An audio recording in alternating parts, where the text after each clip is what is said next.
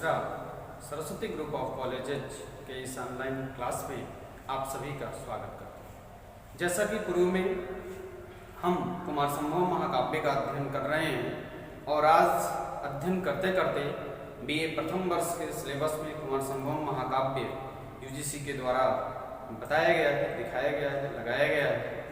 उसमें आज हम श्लोक संख्या 19, 20 और 21 का अध्ययन करेंगे। तो सर्वप्रथम हम इस श्लोक का वाचन करेंगे। इस श्लोक को सस्वर उपजाति छंद में पढ़ने के उपरांत फिर हम आपको इस श्लोक की व्याख्या बताएंगे। काल क्रमेणा थतयो प्रवृत्ते स्वरूप योगे सुरत प्रसंगे।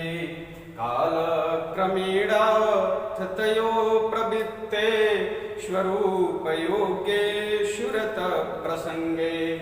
मनोरमं यौवनमुद्वनत्या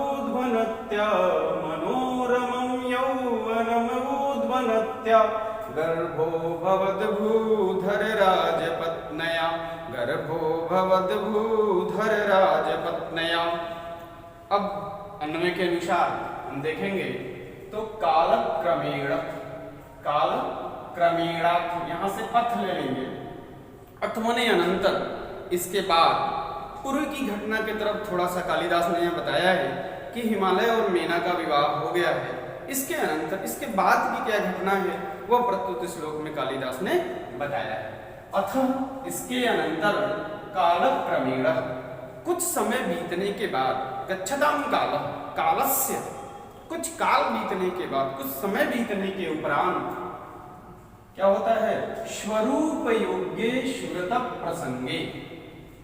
तयो दोनों पर्वतराज हिमालय और मेना स्वरूप योग्य अपने रूप के अनुरूप, अपने स्वरूप के योग्य सुरत प्रसंगे,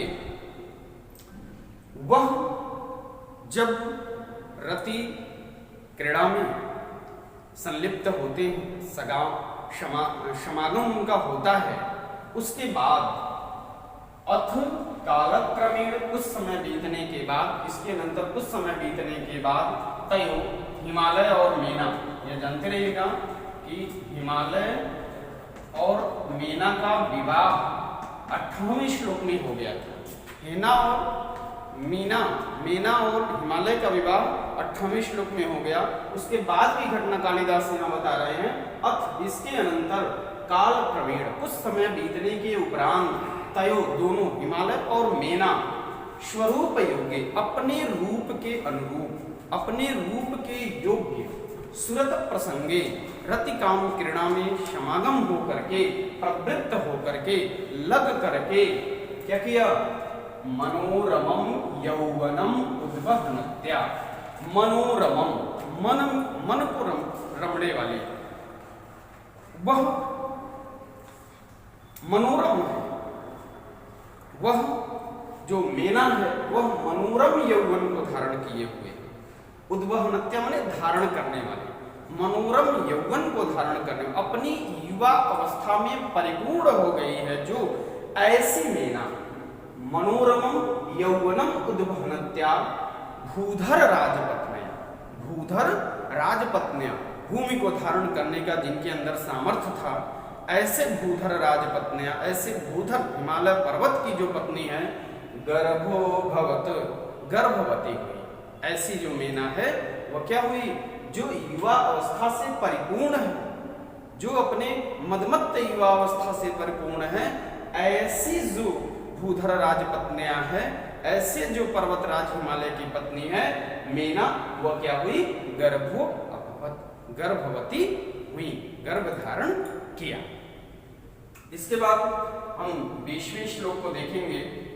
उपजाति छंद में लिखा हुआ श्लोक है। कुमार संभव महाकाव्य के प्रथम सर्ग में कालिदास ने उपजाति छंद का प्रयोग किया है। आपको बार बार यह हम बताते हैं कि आपको ध्यान रहे कि उपजाति छंद इंद्र वज्रा और उपेंद्र वज्रा से मिल करके बनता है। अनंतरोदीरित लक्ष्म भाजो, यह इसका लक्षण है। असूतसाना गबधूपभोग्यं मैनाकयम्बो निधि निधिवद शक्यम अशूत सानाग बधूपभोग्यम मैनाकयम्बो निधिवद शक्यम क्रुद्धे अपि पच्छिदि वीत्रशत्रौ क्रुद्धे अपि पच्छिदि वीत्रशत्रौ ववेदनाज्ञं कुलिसच्छतानाम् अवेदनाज्ञं कुलिसच्छतानाम्। यहाँ पे हम एक नंबर लगा लेंगे सा। शा शब्द आपको दिख रहा है, यह मेना के लिए प्रयुक्त किया गया। सा माने वह स्त्रीलिंग में है, शा माने वह होता है, शा माने भी वह होता है, वह स्त्रीलिंग का प्रयोग किया गया है, यानी मेना के लिए आया। शा माने वह मेना। नाग बधूप भोग्यम, नाग कन्याओं के लिए, नाग कन्याओं से विवाह करने वाले। जो जब मेना गर्भवती हुई तो गर्भवती होने के बाद जो उसका पुत्र उत्पन्न होगा वह कैसा होगा, यहाँ पे मैनाक के 3 विशेषण बताए गए हैं। एक विशेषण आप यहाँ से देख लेंगे, नाग बधूप भोग्यम। दूसरा विशेषण आप देखेंगे अम्भो निधिवद सख्यम, 2 विशेषण हो गया। और तीसरा विशेषण है कुलिसच्छतानाम अवेदनाज्ञ। 3 विशेषण यहाँ मैनाक के बताए गए। मैनाक का पहला विशेषण है नाग बधूप भोग्यम, नाग कन्या से विवाह करने वाले। और दूसरा विशेषण कहा अम्बो निधिवद सख्यम, अम्बो निधिवद सख्यम, समुद्र के साथ मित्रता करने वाले। अम्बो माने जल, अम्बो निधि, जहां जल पर्याप्त मात्रा में पाया जाए वह अम्बो निधि है। तो अम्बो निधि बध सख्यम, उसके साथ वह क्या करेंगे, मित्रता करेंगे। एक कथा है पुराणों में, ऐसा बताया गया है कि जब इंद्र देवता अपने वज्र के प्रहार से सभी पर्वतों के पंखों को काट रहे थे, उस समय केवल मैनाक ही ऐसा था जो बचा था। बाकी सभी पर्वतों के क्या हो गए, पंख को इंद्र ने अपने वज्र के प्रहार से काट दिया था। उसमें यह इसलिए बच गई क्योंकि इन्होंने अम्बो निधिवद सख्यम किया था। इन्होंने समुद्र से मित्रता कर ली थी। और जब इंद्र इनके सभी पूर्वजों के, सभी हिमालयों के पंखों को जब काट रहे थे, उस समय केवल बचने वाला कोई था तो मात्र यही मैनाक था जो बच गया था। बाकी सभी के पंखों को क्या कर दिया, इंद्र ने अपने वज्र के प्रहार से काट दिया। तो 3 विशेषण आपने देखा, सा वह मेना, नाग बधूप भोग्यम, नाग कन्या के विवाह के लिए, अम्बो निधिवद सख्यम, समुद्र के साथ मित्रता करने वाले, पच्छिदि वित्रशत्रौ, यह 2 विशेषण इंद्र के हैं। पच्छिदि पंखों को काटने वाले, और वित्रशत्रौ, वृत्त नाम का एक असुर था, उसके जो शत्रु है वित्रशत्रौ, ये 2 विशेषण आपको किसका है, इंद्र का है।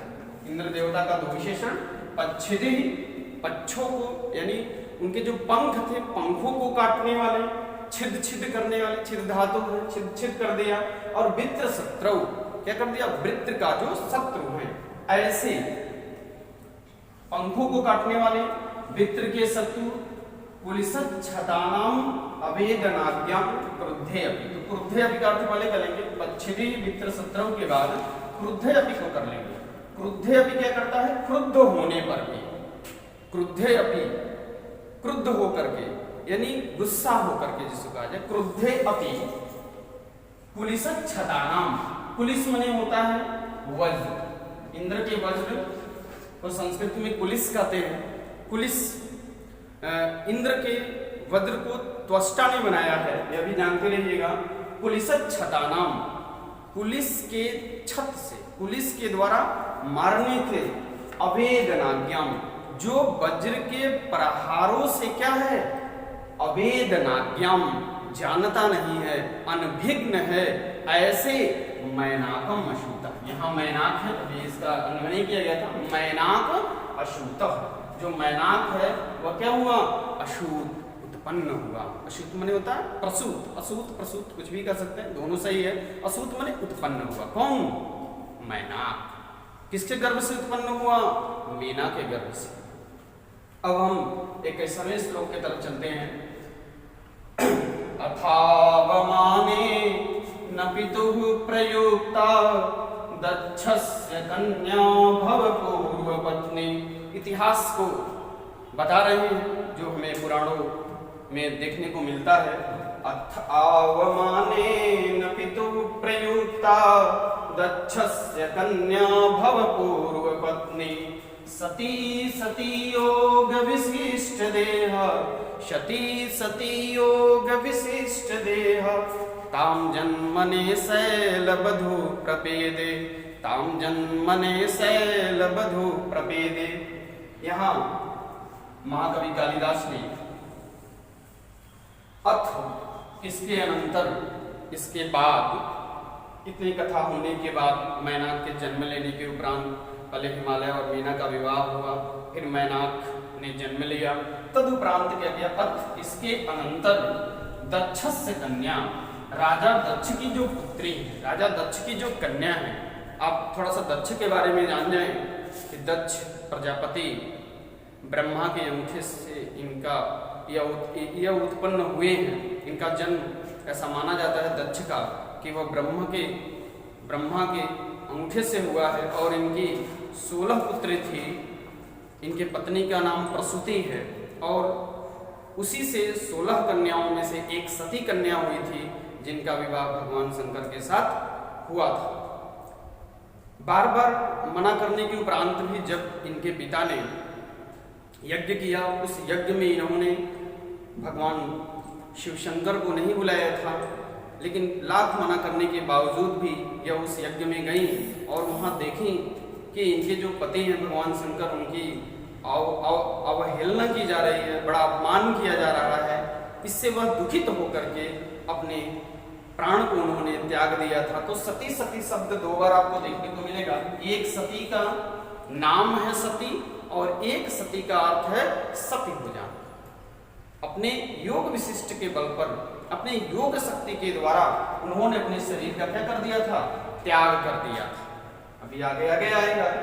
अथ दक्षस्य कन्या राजा दक्ष की पुत्री भवपूर्व पत्नी। यहाँ पे देखेंगे भवपूर्व पत्नी लिखा हुआ है। भव माने पहले हुई थी, पूर्व भव हुई, पूर्व पहले पत्नी सती। सती नाम की पहले पत्नी भगवान शंकर की। तो 2 विशेषताएं हमको देखने को मिला। एक अथ इसके अनंतर दक्षस्य कन्या राजा दक्ष की पुत्री भवपूर्व पत्नी जो भगवान शंकर के पूर्व जन्म की पत्नी है सती। अवमाननेन पितुः प्रयुक्ता। अवमाननेन पितुः यहाँ पंचमी और षष्ठी में बनता है। पितृ के पंचमी और षष्ठी में पितुः रूप बनता है। पिता के द्वारा या पिता के कह सकते हैं। पिता अवमाननेन पितुः, अवमानना करने पर, अपने पिता के द्वारा क्या करने पर, अपमान करने पर या उनके अपमान से प्रयुक्त होकर के, प्रेरित होकर के। प्रयुक्त होने का तात्पर्य क्या है, प्रेरित होकर के। जब इतना अपमान उन्होंने देखा तो उससे वह प्रयुक्त हो गई और क्या कर दिया, योग विशिष्ट देया, योग बल के द्वारा, योग शक्ति के द्वारा उन्होंने अपने शरीर का क्या कर दिया, त्याग कर दिया। अपने शरीर को उन्होंने अपने योग बल से, अपने तपोबल से क्या कर दिया, समाप्त कर दिया। और फिर वही सती हैं जन्म लेने के लिए ताम, उन दोनों के, हिमालय और मेना के शैलवधू जो हिमालय की पत्नी है मेना, प्रपेदे आई। उन्हीं के गर्भ में पुनः जो सती हैं, जो पूर्व जन्म में भगवान शंकर की पत्नी थी, वह सती आज पुनः क्या हो जा रही हैं, मीना के गर्भ में आ रही हैं। मीना के गर्भ में पुनः वह पार्वती के रूप में आ रही हैं। उसी का वर्णन प्रस्तुत श्लोक में महाकवि कालिदास ने कुमार संभव महाकाव्य में रखा हुआ था। इस महाकाव्य की वह सबसे महत्वपूर्ण पात्र में पार्वती आती हैं। अब इन्हीं के सौंदर्य का वर्णन, इन्हीं के स्वरूप का वर्णन होगा आगे, और नेक्स्ट वीडियो में, दूसरे वीडियो में आपसे पुनः मुलाकात होगी। तब तक के लिए नमः संस्कृत।